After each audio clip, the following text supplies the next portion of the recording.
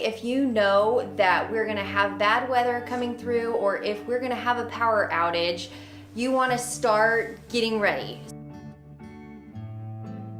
Welcome to Preparedness Week in the Post Rock Extension District. I'm Nora Rhoades. I'm the K-State Research and Extension Family and Youth Development Agent serving this region. And right now I am joined with Svaty. She is our Health, Nutrition, and Food Safety Extension Agent in the Post Rock District.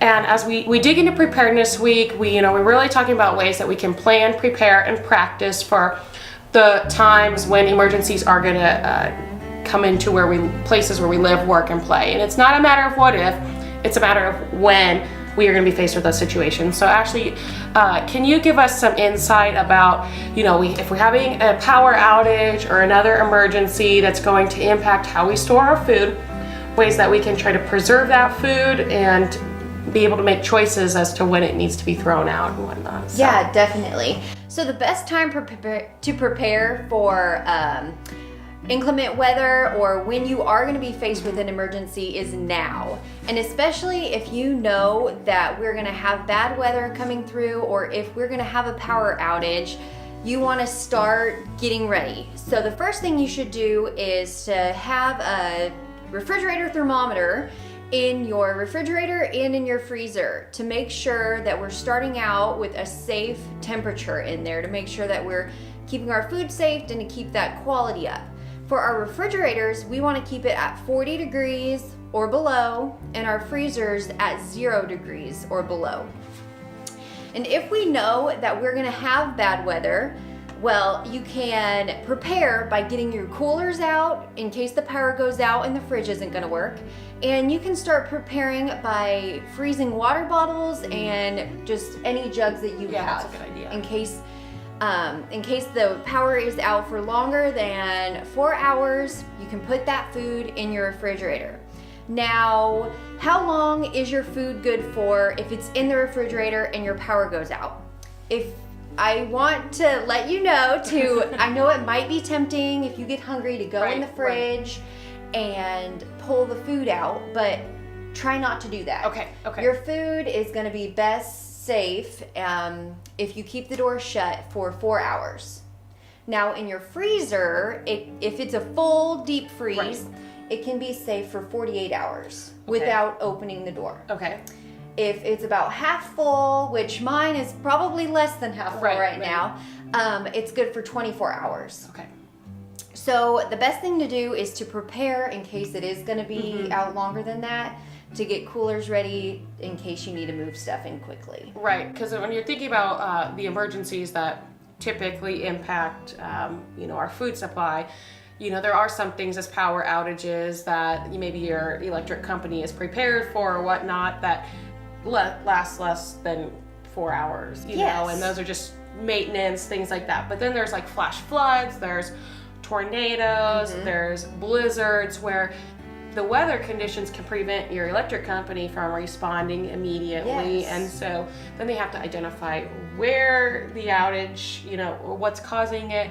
And so it can take sometimes multiple days. So that's really good to know. So in my refrigerator, with the temperature 40 degrees or less, my food is safe for 4 hours. And then after that 4 hours, you mentioned, if you put it into a cooler that is at that 40 degrees or less, you can still kind of preserve that. If you don't have a way to keep that temperature 40 degrees or less, like if you don't have the access to ice and whatnot, then you just have to start tossing those open items. Okay. When in doubt, throw it out. Don't ever taste an item, and especially if it has come in contact with that flood water, definitely throw it out. It's not worth getting sick from food poisoning. Exactly. And so it can also depend on where in your home your storage is located. So if your freezer or your refrigerator is exposed to flood waters, it's probably not going to be something that you're going to want to salvage. But if it's upper levels, maybe it's something that you can probably monitor that temperature closer. Now, a freezer, you said, depending on how full it is. And a refrigerator freezer, would that also follow your 24 to 48 hours, or would that be more towards the 4 hour? One recommendation that they say, if you know that the power's going to be out for a long time, to group your food together. Because when that food is grouped together, like the example with the freezer, it stays colder longer. Because moves that temperature Yes. to a consolidated Yep. area. Okay, that makes sense. And we want to check the temperature before we know that the power is going to go out for 40 or below or 0 and below, because once the power comes back on, you can go check if it has gone above that or below that to check if it is safe or not. Okay. So, and that's a wonderful thing that we have about weather forecasts these days is, we usually know that, hey, this week there's going to be a high tornadic risk, or this week, that there's going to be a lot of rain. And so we can start monitoring our appliances closer so that when the power does go out, we can say, you know what, I'm confident before the power went out, it was at 40 degrees or less. I don't have to open that door and let that valuable air, cold air out. So, okay, that makes sense. Yeah, it's all about planning ahead. So speaking of planning ahead, if you don't want to open your refrigerator, you don't want to open your freezer, but we have to eat, we have to drink. So what should we do to be able to get through that immediate emergency time frame? Yeah, or if it has went past that 4 hours and the food in the refrigerator is not good anymore, or past the 24 and 48 hours. Okay. So you don't want to eat the food that has that might not be safe. Okay. Then you want to have your food safety kit or your emergency safety kit ready for you. And what you want, as a general rule, we like to have a 3-day food supply for everybody in your family, including your pets here. So some basics that you want to include in your emergency kit is, first, you have to decide what you want to store it in.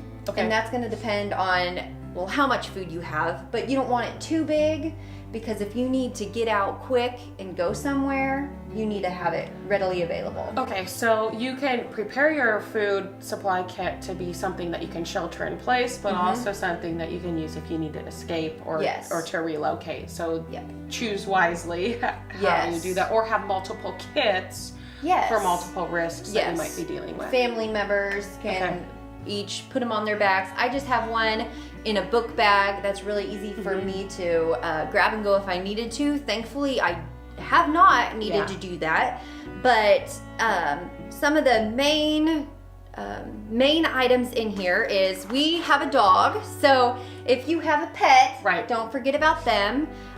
Don't forget about any dietary guidelines or recommendations and dietary needs that anybody in your family has to go by, such as gluten intolerances or anything else. But some items you want to keep in your tote or your book bag. If you're gonna have canned goods like canned meat, canned vegetables, canned fruit, if they don't have a pull tab, which a lot of them do now, which is really handy, you are going to want to have a can opener. Either these little emergency ones or a regular one, whatever works. And utensils, you're going to want clean utensils. We want high energy foods to get us through. So what would be an example of high energy foods? Like granola bars. These are about 200 calories each. Proteins and fats, nut butters, nuts would be good, protein drinks, peanut butter. I have beans here. Dried fruit is good. Meat and tuna. We have fruit and milk here. And you also want to take into account what your family likes. And because you don't want to pack things that your family's not going to eat. And you also might want to pack some comfort foods. Because especially if you have kids. It's already like a high stress situation being in that emergency. So balance your energy foods with maybe some comfort foods, just to help get through the time. That's a good idea. And you talked about dietary needs, but also thinking about what your kids can eat, when if you have young kids, whether it's formula, or do you need to bring a bottle of breast milk, or if especially think about what they can chew and things like that. So that's important to think about, and that can change by a given month. And that brings up another point, to really know what's in your kit and to make sure it's not expired. So a good tip with that is to, when you're buying the foods, make sure that it's not close to expiring, and then every time that there's a time change, go down, check your kit, swap out the foods that are about to expire, and if they're about to expire, you don't need to throw them away. You can just use them and cook with them. And then next time you're at the store, resupply it. Okay, so you don't have to just like throw it out and start over. You just go check your kit, pull your food and put it up into your pantry to your regular meal plan, and then just refill the food kit. So you have milk here as a sample, but water is also really important. Yes, definitely. And water, you're gonna want 1 gallon a day per person. Okay, so I have a family of 4, and so I'm looking for a 3-day supply. Yes. So I need 4 gallons for 3 days. Yes. Okay. So 12 total gallons. Yes. So that can be a lot. I know like in my family's shelter in place kit, because I have like 1 full gallon of water, and what I've done is I've just bought it at the store, so it's it doesn't have a broken seal, and I'm not worried about, you know, it getting exposed to flood waters or things like that because it has a safe seal. But then I also have just empty jugs that are cleaned, and I keep them in my kit. And then when we have that week of high tornado risk or high flood risk, or hey, prepare for Wednesday's blizzard or whatever, then I take my empty jugs and I fill them up, because then, you know, I know it's fresh water and I know that we have enough. Whereas depending on the situation, you know, you can have an entire tub filled with water, and I just have a family of 4. So that's kind of one way that I've done that. But you know, you have to watch the weather carefully, because you know, I have to be prepared that, you know, for those tornado risks and things like that, to fill up your water supply. And having this kit available and having the water, or even the clean, sanitized jugs is just so helpful. I thankfully have not had to use my safety emergency kit, but I know it is there and ready for me to take out if I need it. Yeah, you know, and I actually have had to use a food safety kit in the past, and it was in my vehicle. And so what I had was some crackers and water supply to get us through a roadside emergency. And I actually had to use it for a medical need where we had some heat exhaustion, and so we really needed to get some food into the system of the individual, and to do some focus on some hydration. And you know, a lot of times when we build these kits, I think we think about the weather, but there's so many other emergencies that can face us, and just having these handy things, you know, would be great. Oh yeah. You know, and I was really surprised. I said, oh man, I'm so thankful I had this here. Yes. You never know when you're gonna need it. So. Yeah. So with that, you really never know when you're going to need it, and September is the time to prepare. So if you haven't, buy 1 or 2 of these refrigerator thermometers. They are really reasonably priced and definitely worth it. And I encourage you to pack an emergency kit up. Right. Yeah. And you can always come to the Post Rock Extension District office. We have offices in Beloit, Smith Center, Mankato, Lincoln, and Osborne. And if you want to dive in deeper with Ashley and I, we can help you have a conversation about, you know, what specific emergency risks might be facing your family, whether it's where you live, where you work, or where you play, or what roads you travel on. And we can help you think about some unique strategies when you're building your food kit, or making other emergency preparedness preparations. So, all right, well, thanks for joining us for Preparedness Week in the Post Rock Extension District. Again, I'm a Kansas State Research and Extension Family and Youth Development Agent, and Ashley is a Health, Nutrition, and Food Safety Extension Agent, and we are here to help you and your family have a high quality of life, and to make sure that the health and wellness of our communities is the best that it can be. Thanks.